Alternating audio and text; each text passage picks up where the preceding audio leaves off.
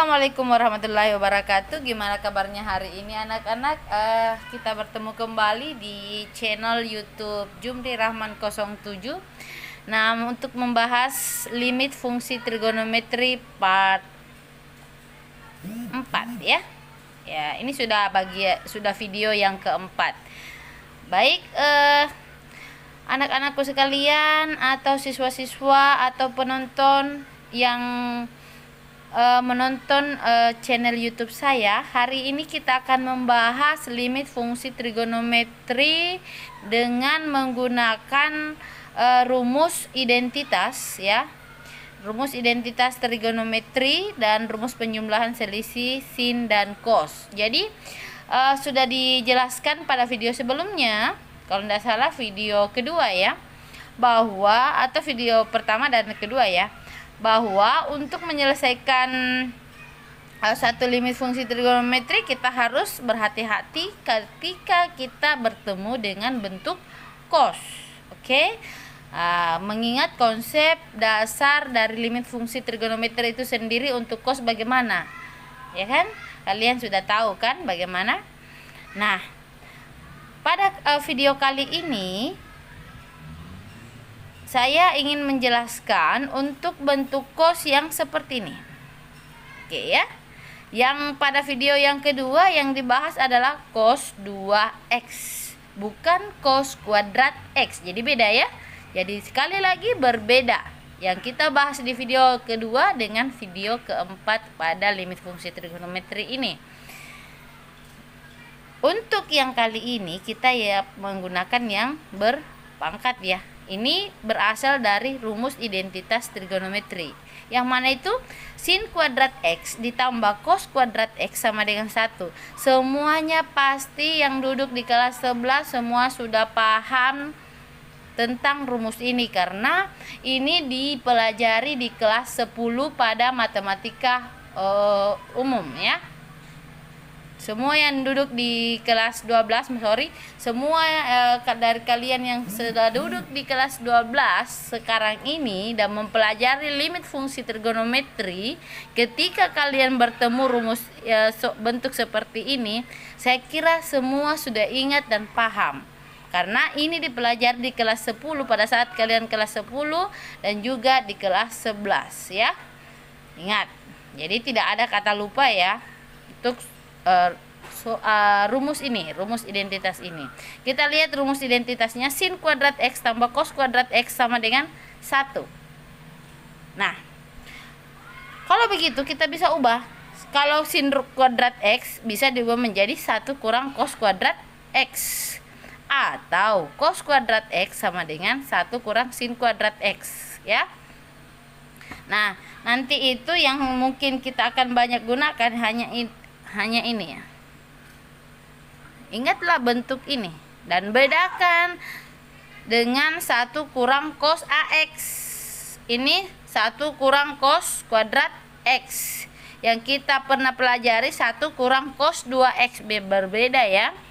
Nah, untuk selanjutnya yang akan kita pelajari pada hari ini yaitu tentang rumus penjumlahan dan selisih sin dan cos. Saya ingatkan kembali, walaupun kalian sudah pernah pelajari, saya ingatkan kembali karena ini sangat penting untuk penyelesaian limit fungsi trigonometri. Sudah kalian pelajari kan ini? Iya, saya yakin semua dari kalian yang menonton ini kalian pasti sudah pelajari ya. Apalagi kalian yang duduk di kelas 12 sekarang. Oke? Nah, kita mulai dari rumus pertama, sin A tambah sin B. Ini rumus penjumlahan sin tambah sin. Sayang tambah sayang sama dengan 2 kali sangat cinta. Oke, supaya gampang diingat ya. Sin tambah sin, 2 sin cos. Yang pertama ditambah bagi 2, yang kedua dikurang bagi 2. Oke, yang kedua, sayang dikurang sayang sama dengan ya 2 kali cinta sirna. Nah, gitu ya. Supaya gampang diingat, sin dikurang sin sama dengan 2 cos sin. Lagi-lagi yang pertama ditambah bagi 2, yang kedua dikurang bagi 2. Begitu juga cos A tambah cos B sama dengan 2 cos A tambah B per 2 cos ya. A kurang B per 2. Jadi cos tambah cos 2 cos cos. Cos tambah cos 2 cos cos. Cos A dikurang cos B minus 2 sin sin. Mengenai penurunan rumus ini kalian sudah sebenarnya sudah diajarkan di kelas 10 dan kelas 11 ya. Jadi saya hanya mengingatkan, sekali lagi saya hanya mengingatkan karena rumus-rumus ini akan digunakan pada part 4 ini ya, untuk menyelesaikan soal limit trigonometri. Oke. Ya, bisa kalian buat singkat-singkatan seperti tadi lah supaya kalian lebih mudah mengingat rumus ini. Oke. Baik. Selanjutnya kita akan belajar bagaimana menyelesaikan soal dengan menggunakan rumus-rumus ini. Oke. Ya, lanjut di contoh 1. Untuk contoh 1, limit x mendekati 0, 1 kurang cos kuadrat 4x per 2 tan 3x kali sin 2x ya. Ini kita bahas seperti ini. Limit x mendekati 0, 1 dikurang cos kuadrat 4x per 2 tan 3x sin 2x. Ingat rumus yang pertama tadi ya, rumus identitas.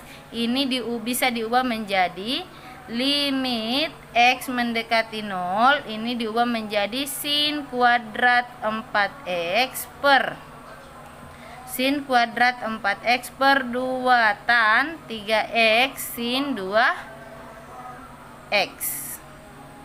Nah, hasilnya adalah limit x mendekati 0. Nah, ini kita bisa ubah. Nah, kita pasang-pasangkan seperti pada video yang kedua.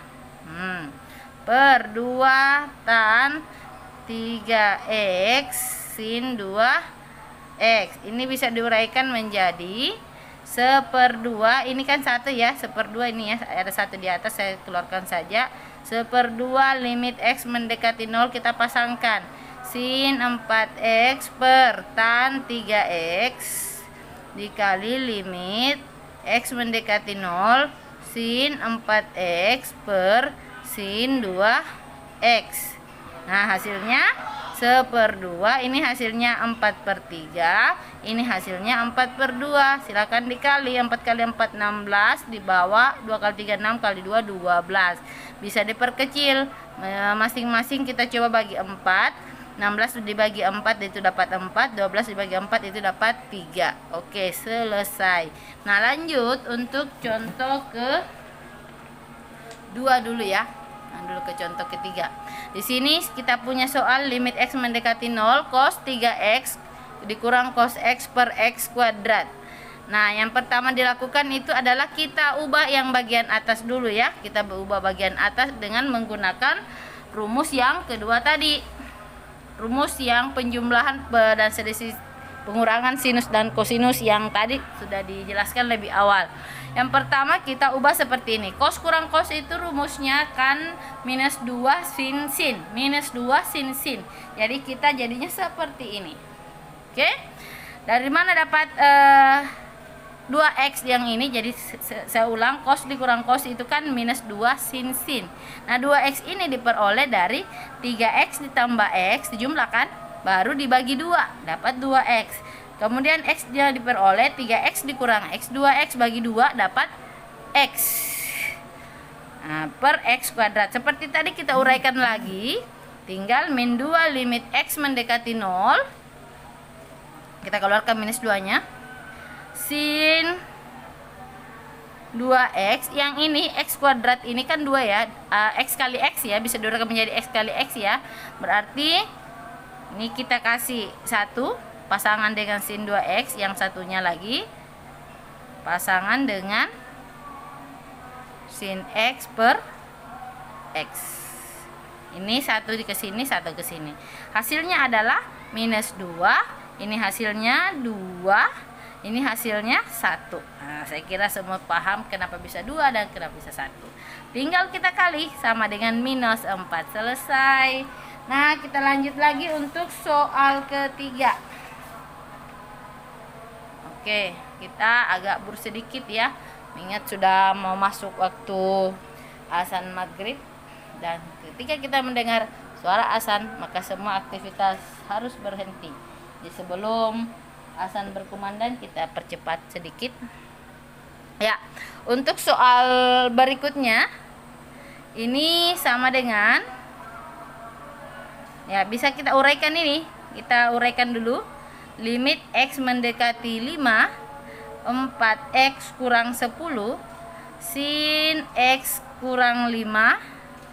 Nah, yang di bawah ini kita faktorkan. Jadi sebenarnya soal ini terdiri atas gabungan antara aljabar dan limit trigon. Oke? Nah, yang di bawah kita faktorkan. Ingat rumus A kuadrat kurang B kuadrat. Kalau faktornya gimana? A tambah B, A kurang B.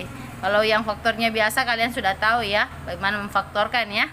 Nah, tapi khusus untuk ini yang bentuk seperti ini, bentuknya seperti ini pemfaktorannya. Oke, berarti yang di bawah kita bisa faktorkan menjadi X akar 25 itu adalah 5, berarti X kurang 5 kali X tambah 5. Bisa terbalik, di sini tambah, di sini kurang ya. Nah, lanjut. Kita bisa uraikan menjadi, kita pasang-pasangkan lagi. Jadi ini setengahnya aljabar, setengahnya trigon.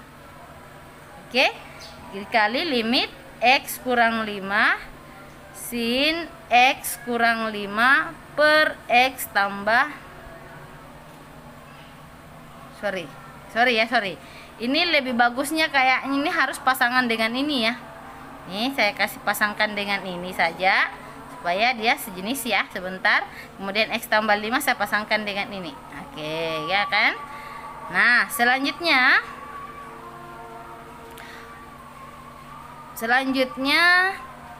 untuk yang ini. Nah, yang ini kita bisa misalkan. Misal ya, X kurang 5 kan X menuju 5 ya. Berarti kita bisa ubah atau X kurang 5 menuju 0. Nah, kalau X kurang 5-nya misalkan X kurang 5-nya ini kita misalkan sebagai Y. Nah, berarti soal di atas kita bisa ubah begini. Limit X menuju 5, 4X kurang 10, X tambah 5. Limit ini bisa diubah menjadi X, pindah ke sini ya. X menuju 5 itu bisa diganti menjadi X kurang 5 mendekati 0. Nah, sin X kurang 5 per X kurang 5. Ini enggak usah ya, karena ini aljabar biasa, bisa langsung disubstitusi. Yang ini saja. Ini limit X mendekati 5, enggak usah di apa-apa, ini nanti sebentar tinggal disubstitusi saja. X tambah 5. Limit ini kita ganti nih. Ini dengan ini. Ganti Y mendekati 0 sin Y per Y. Nah, kembali lagi deh ke konsep dasar limit trigon. Nah, selanjutnya ini kita substitusi X ya ke X. Berarti 5 X nya kita ganti 5. 4 kali 5 kurang 10 per 5 tambah 5. Kemudian ini ya, ingat konsepnya, limit sin Y per Y itu sama dengan 1. Hasilnya adalah 4 kali 5 20 kurang 10 berapa? 10. 10 5 tambah 5 10 juga. 10 bagi 10 itu 1. Oke deh. Kira kalian sudah paham? Jangan lupa sering berlatih dan tetap semangat belajarnya.